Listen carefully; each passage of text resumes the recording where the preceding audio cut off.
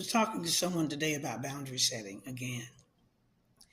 They had a situation, they were complaining about it. I said, well, you need to set a boundary with that person. Well, they'll get mad. Well, you're not responsible for how they react or respond. You'd prefer them to respond rather than react. The difference.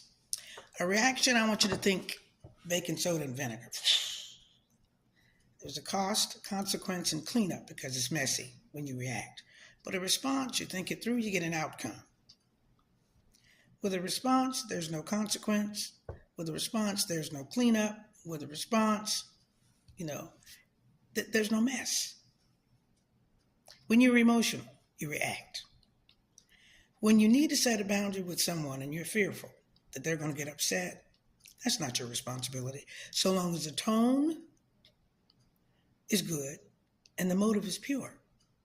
That's all you have to do to approach that. People are going to get upset because they choose to.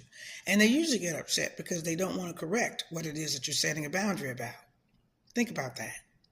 A person who understands, a person who says, you're right. I could have handled that better. I apologize, and we move on. In a disagreement, if you're bringing something up, this is 2025, if you're bringing up something from 1975, that means that a boundary should have been set a long time ago, but you haven't done it. That is not fair fighting. When you disagree with something in 2025 and you're bringing up something from 1975, that is on you. It means that you've not resolved it. It means you're still hanging on to it. So when we fight, and I don't mean physical fighting, when we disagree, it must be fair.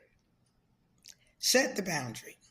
And just know that you're not responsible if the person reacts, provided that your tone is appropriate, the motive is pure. Get this, you are not responsible for the other person's emotional outburst or emotional intake. However they act, whatever they say, you're not responsible for that, so long as you do your part. Okay? Set the boundary, speak up.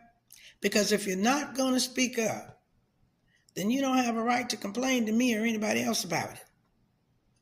If you're going to complain, that means you have a job to do. You got a boundary to set. Trauma. Had to use my GPS today, as I do on many days. But today, I knew where I was going, but I used the GPS anyway.